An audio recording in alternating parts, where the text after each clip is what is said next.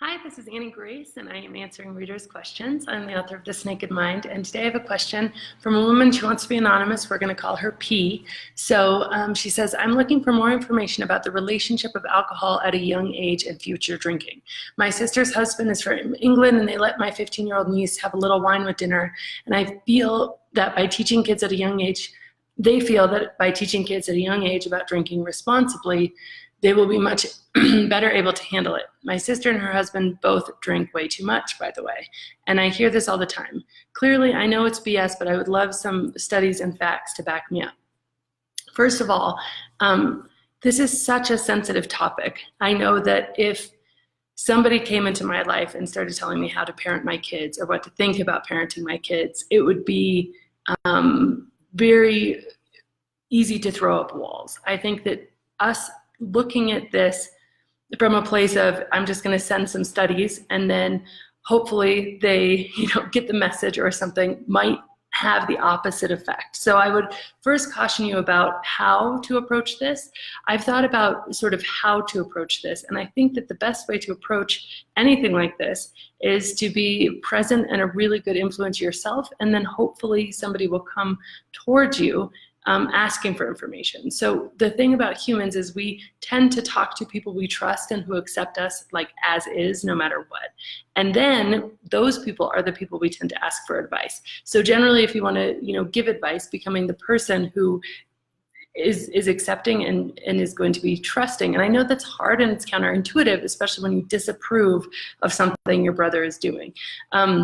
So if you got really close to your brother and, were really kind of his go-to person about his daughter, and he started asking, like, I don't know why she's so irritable, and you started to say, well, I heard this stuff about maybe it's the alcohol, that would be totally different than like forwarding a bunch of studies. So I have no idea what your intention is with this information, but I did want to clarify that because it is such a sensitive thing. And mainly I wanted to clarify it because sometimes if we come in with this sledgehammer, and I'm speaking from experience because I did this to far too many of my friends when I first stopped drinking, I came in with a sledgehammer and said, hey, guess what? Alcohol causes cancer. Oh my gosh, guess what? We're doing all this bad stuff to our kids. Guess what? And like the door was slammed really quickly. And I think it actually took longer for my friends to kind of want to have a conversation about this than it would have if I wouldn't have come in with a sledgehammer. So off my soapbox for that. And let's just definitely get to the question. So there are studies that show very definitively that alcohol given to kids, especially by parents at a young age, those children have more problems with alcohol growing up. So that's a definite correlation. So if you think that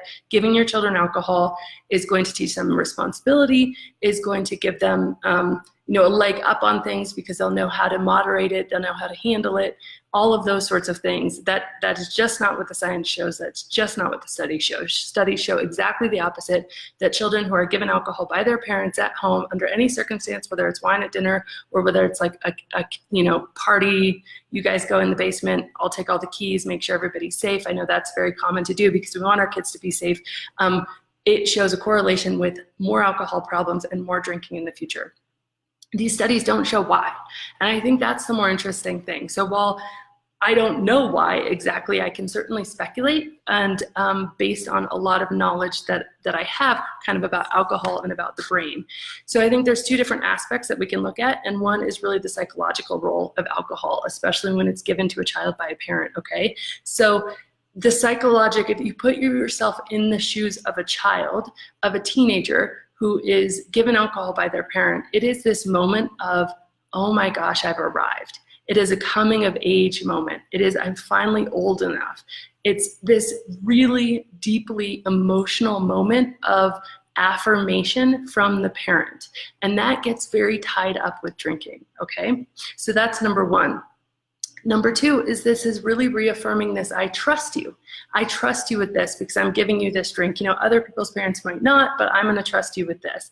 And so that, again, it's a hugely, hugely positive thing that is coming along with this alcohol. A lot of my work is about decoupling the things that we've put together with alcohol, right? So if we used to have great time out dancing, great time with our friends, great time on the playground, wherever it was, and then all of a sudden we became drinkers, and all of those experiences had alcohol in them. And so a lot of what I have people do who work with me is try to decouple those things and say, wait a second, life is fun without alcohol. Let's decouple those things. By giving your child alcohol, you have coupled some really important milestones in their lives, coming of age, your absolute trust in them. You've coupled these things with a drink.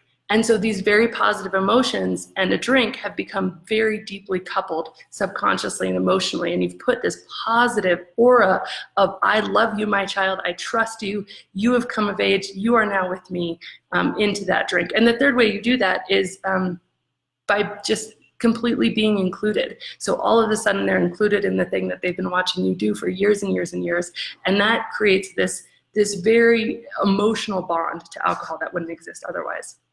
Now there's physical aspects as well, okay? So alcohol by its very nature causes us to build a tolerance. And we build more and more of a tolerance over time. And that can happen very slowly if you're not drinking a lot. But if you're drinking wine at dinner every night with your parents, all of a sudden that quarter of a glass of wine won't have any of the same effects. And you will very subconsciously and consciously notice those effects, the numbing effect, the slowing down of your thoughts, the brief euphoria and tipsiness. It does go away in about 20 minutes. But those things will be, very much happening in terms of building a tolerance for a child. Another thing that happens is that our sense of taste, we have to acquire a taste for this. And so that kind of short circuits it. You've really short circuited that. So by the time your child is leaving the house, they have a higher tolerance than they did, which means they will be needing to drink more to get the same effect that they got with you during that, half a glass of wine. It was all fuzzy evening. They're feeling part of the family. They're feeling very good being around you. They've arrived. They have this huge halo of positivity around alcohol, which by the way is an addictive substance that destroys millions of lives every single year. And, I don't want to get into total bashing, but there was just a study that came out said it is the most dangerous substance on the planet. 2 studies have said that individually, but then it's a leading cause of death for people aged 15 to 59. And so this is it's not really up for debate. It is addictive. It does build a tolerance. So these things, your child is leaving the house with a very positive feelings around alcohol because they've shared this experience with you. They're leaving the house with an increased tolerance, and they're leaving the house having already acquired a taste. Another thing that this does is that they will go in their first drinking experience, they know how to navigate their way around it. So if you don't want their first drinking experience to be where they drink so much they puke, that probably won't happen when you have a child drinking with you at home because they know how to navigate around it. Now on the flip side though, my husband who didn't drink at home, his parents would have never given him alcohol at home. His first drinking experience, he was newly off to college. It was the second night at college. Everybody said, let's go out and get drinks. He and his friend got, completely drunk, threw up, and didn't drink again for 2 years. And then by then he had maturity. He'd spent 2 years in college. He'd built all these incredible memories of life in college without alcohol. Why? Because he had such a bad first experience that he was like, I'm not going to do that. I don't know why anybody is doing that. That's insane. And so he went to parties, he went to football games, he went to sporting events, he dated, he did all of these things without alcohol. And so instead of, again, coupling those first formative years of every single thing you do in college with a drink, his experience was he got really sick. He decided alcohol wasn't very good. And then he had 2 years of memories and experiences that really deeply ingrained in him that alcohol isn't necessary for every single event that a college kid goes through. Okay, and so that experience led him, and then he did start to drink again, but it was at a much more sort of moderate pace, really until he married me, and then I kind of twisted his arm, and then we started drinking way, way, way too much, but that's for another live video, and obviously why I'm here today. But anyway, other physical aspects, there's some risks to this as well that I just think we should talk about because it's worth having a well-rounded conversation about this. But the risks to giving teenagers alcohol, there's been very, very clear risks of drinking in a developing brain. And when animals have been fed alcohol at this critical age of when the brain is developing, the impairment has been lasting. So it hasn't just been, with an adult, our brains recover in about a day or 2 after drinking. Our brains actually shrink when we drink. Lots of stuff happens, again, for another Facebook Live. But with animals, it's not a day or two, it's lasting. It goes on into future life. And so that's what happens in animals. Animals are often a good reflection of what happens in adults. It is very, very difficult to make a study about alcohol and underage children because obvious reasons it is illegal for underage children to drink. So we don't have a lot of concrete science on humans, but we do have this very strong indicator in animals that it does cause not just, you know, damage for a short term, but lasting damage in the developing brain. And that is things like thinking, learning, and memory. And then also, this is during a time where hormones are completely out of whack and completely out of control. And during that time, alcohol affects hormones, and it creates more of a hormonal imbalance. One other thing to note is that when you drink and you probably have a glass of wine and then you might pour yourself another glass of wine, you continue to raise your blood alcohol content. So you continue to get that like upswing of feelings. But when you give your kid just a half a glass of wine, they get maybe a little bit of blood alcohol content raised, but then it starts to fall down.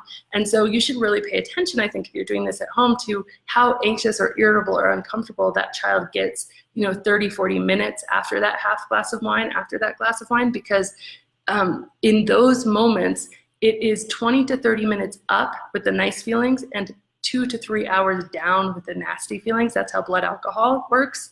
And that is, you're just basically trading, you know, those 20 to 30 minutes for 2 to 3 hours. You know, adults, we're going to pour ourselves the next glass and we're going to keep that going up probably until we fall asleep at night. But the kids, if you're limiting them, they're just probably having that up, but then they're going to feel less comfortable. That happens because stress hormones, like, you know, again, talking about alcohol wreaking havoc on your hormones, stress hormones like adrenaline and cortisol are released in the body. And so this kid who was probably pretty happy before is, you know, certainly up tipsy for that 20, 30 minutes. But then if you watch them, they probably slump into kind of a funk, because what's happening is that their body is physically getting stressed out. It's releasing stress hormones to counteract that alcohol. So, I mean, just from that perspective alone, it's not really a fair thing to do to the kid, because you're just making them upset because you're not going to allow them that next and next drink to kind of keep that going throughout the night. And then the last thing to talk about is just liver damage. There's definitely lots of studies that show that giving kids alcohol, it does damage their liver, damage all of our livers. But when it's kids and they're developing and they're at this very, very fragile, very important, and very, very formative part of their life where they are so influenced by you, it's not only, you know, the psychological thing, but there's very real physical damage that comes. So I know it's probably not a popular message for everybody who's saying, oh, it's better for them to drink at home with me, and if I take the kids and I'm keeping them safe, but the truth is you're not keeping them safe. I mean, that's just the reality. I have 3 children of my own. I love them very much. And I'm very, very thankful that I know this now, before when they're 9, 7. But even my 9-year-old, when I used to drink and he was 4, he told me he snuck sips of my beer. So just the reality is that when we are drinking something, when we say you can't have it, it becomes completely coveted from a child's perspective.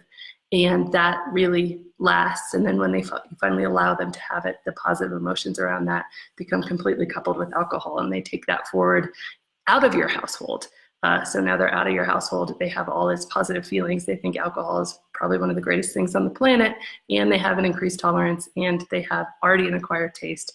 And that is definitely, I think, why these correlated studies show that kids who are given alcohol by their parents at home go on to have more alcohol problems in their lives. So anyways, excellent question. Thank you so much. I hope you have a wonderful day.